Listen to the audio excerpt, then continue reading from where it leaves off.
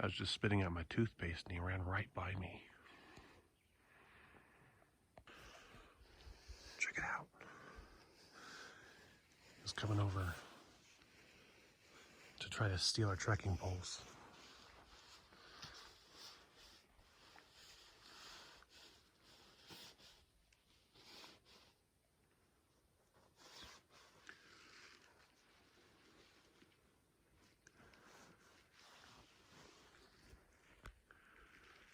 Fun fact I learned from a buddy of mine is always sleep with your trekking poles in your bag because they like to come and eat the cork off the tops for the salt. You know, because you get all sweaty and the cork absorbs it. So guard your trekking poles.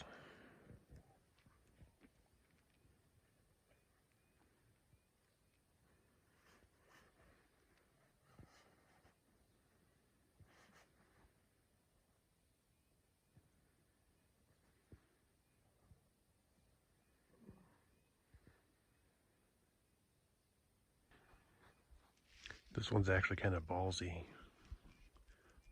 I've heard some of them really just come right up to you because they're not afraid of people, and they'll just try to take your stuff. Like, they'll try to take your trekking poles from your hands. There's one of them, somebody named, what did they name him? I forget. Shithead Steve. Because he just doesn't leave people alone. He just tries to take their stuff. Yep.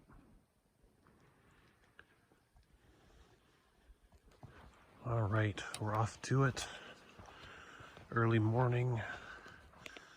Just 9 miles until the road where we can hitch to Diamond Lake. And yeah, so my aunt was able to do an interview on trail and nailed a job.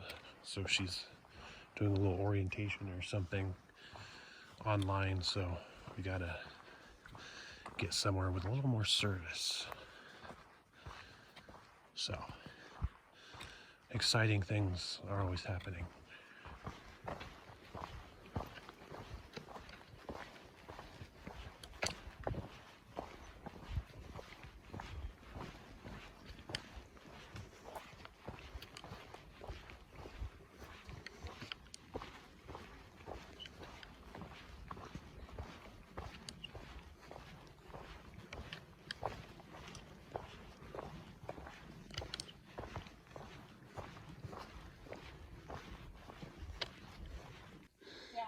So we were stopping for a second because my aunt needed to put her jacket away. You know, it's getting too warm as we're hiking. And she's like, why am I getting swarmed and you're not? And I was like, no, I'm getting a couple mosquitoes. I'm like swatting away one or two. And then I look over at her jacket and it's like 6 of them on her arm. Just a whole bunch of them around her. I was like, okay, I'm getting away from you. Oh man. Don't tell her this, but I'm happy that I'm not the one being swarmed. Look, here's one right here. It's right here. It's trying to be on camera. Go away. Go away, mosquito. Oh well. It's like those obstacle courses on TV. Right? You just keep going one after the other. Except there's no cash prize at the end that I'm aware of.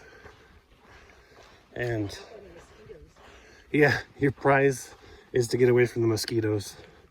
And maybe you'll get potatoes and a jacuzzi.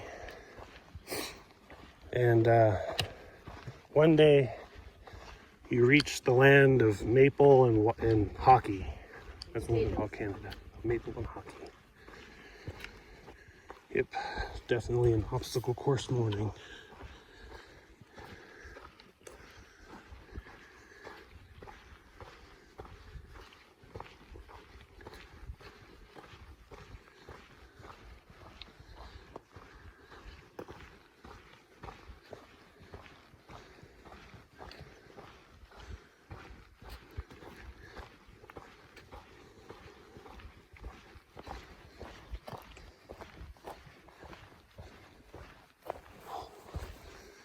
Action shot.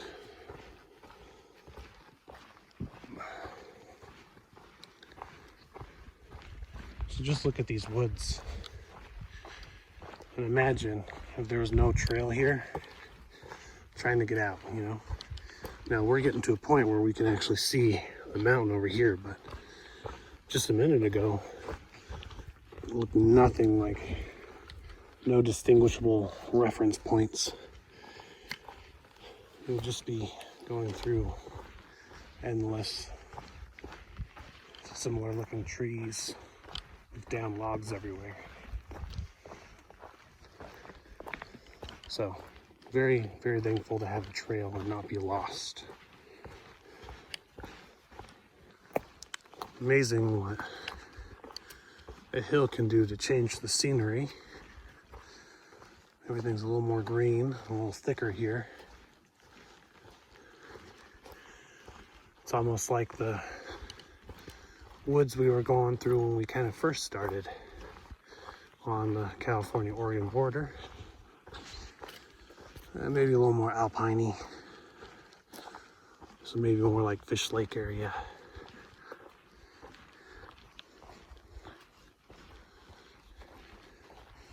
The dreaded logs in the way. Yeah, there we go. Not too bad. Okay, I had to leave my aunt behind. There, I turned to see if she was all right, because, you know, we were going over a stump or whatever, and there was just this massive tidal wave of mosquitoes just enveloped me. It's like been trailing me, and it's like, yeah, I got a couple on my hands, like biting my hands through my gloves and stuff, but I think they're still after me. And I was like, I'm sorry, I can't wait for you. And she's like, come back for me if I fall. But if she falls, there's not going to be anything left. Man, I don't know why there's so many right now. It's ridiculous. This is the scene where a chicken fell. There's nothing left. The mosquitoes got it. It's the scene of the chicken where it fell and the mosquitoes got it. It's desiccated now. There's nothing left. That's what happens when you get lost in the woods and the mosquito horde finds you. That's not what I meant when I said to blend in, man. Look at that. Come back, Mr. Frog. We need your help. Only you can eat all the mosquitoes that are swarming us. He could have been our mascot. You could have called him the frog dog. He could have been the first known trail frog to reach Canada. I guess the cold wouldn't do him very good though. He'd probably die. So maybe. Go in front of me. I'm so limp and still. Okay. So maybe not take him, because I wouldn't want to be responsible for his death, but it would be a cool idea. I think these are actually carnivorous trees. They just slowly eat everything that attaches to them. See that? It's actually a rabbit. Oh, that was a baby deer. Yep. Don't touch the trees. Ooh, look at that one. That one's eating a lot of stuff.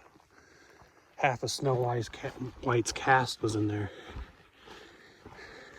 Yep, tags or hikers, it'll eat you. Doesn't matter.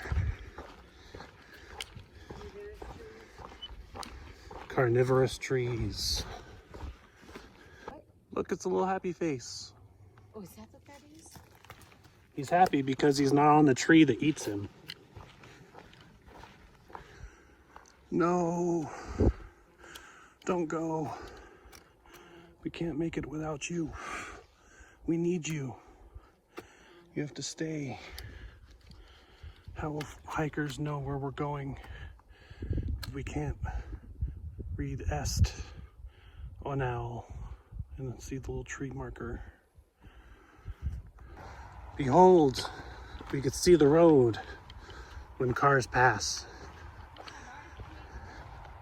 Check it out. There, yeah, you see that? It's magical. Oh, we can see the sign here. All right. All right, we just got a ride from a trail angel, devilfish. So cool. Yeah, your first trail angel in person, right? I know. Friends. Where's Hey. the trails up here? So indeed, a lot of this journey has been about getting to the potatoes. How does it feel to have accomplished that goal? Pretty damn good. Awesome. Are you going to continue your journey now that you've accomplished your primary goal, potatoes? Yes, to the next potatoes. To the next potatoes. All right. Happy early birthday. Thank you. All right, ladies and gentlemen, we made it to the room. So, just a quick update. We did get picked up by a trail angel. Actually, I'm very happy that we got picked up by this particular trail angel because, well, he manages water here, up in Oregon, and in a spot in California. Actually, one of the spots that I went through.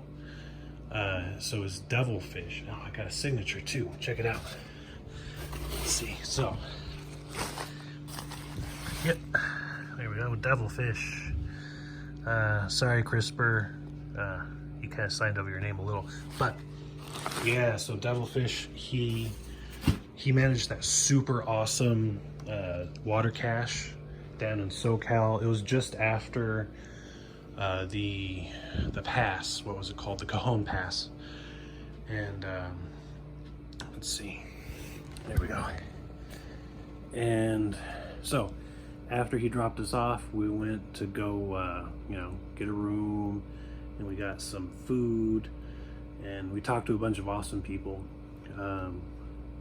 Funny enough, people are interested in hearing stories from people with backpacks and that walk long distances. Anyway, well, around here anyway. So I did get to meet some awesome people too. And get to hear their stories, and a lot of nice people. I always love talking to people.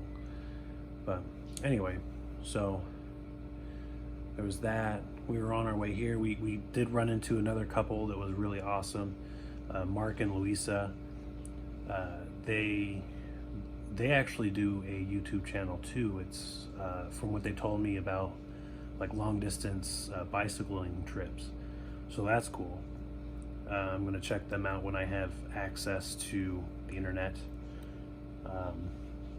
Whenever this gets posted, I don't know when it's gonna be because finding internet access and Wi-Fi is probably harder than finding Bigfoot out here. And funny enough, it's probably the two top reasons people come out here. One, to not have service, to get away from it all, and two, to find Bigfoot. So I found no service, and I found a Bigfoot print and evidence of Bigfoot fighting, but in terms of the elusive Wi-Fi, still very little to nothing. So hopefully I find something soon so I can post more stuff, because I had stuff scheduled to post until tomorrow, and that's all the editing I was able to do. So maybe eventually I'll find somewhere and I'll be able to upload more. I'm ranting. I'm sorry. Nobody's interested in this. Anyway, yeah. I am going to enjoy the hotel room, and we'll continue off tomorrow where we left off at the road. Have a great evening. There's the rainbow trout, the rhododendron, and here is the mountain yanny.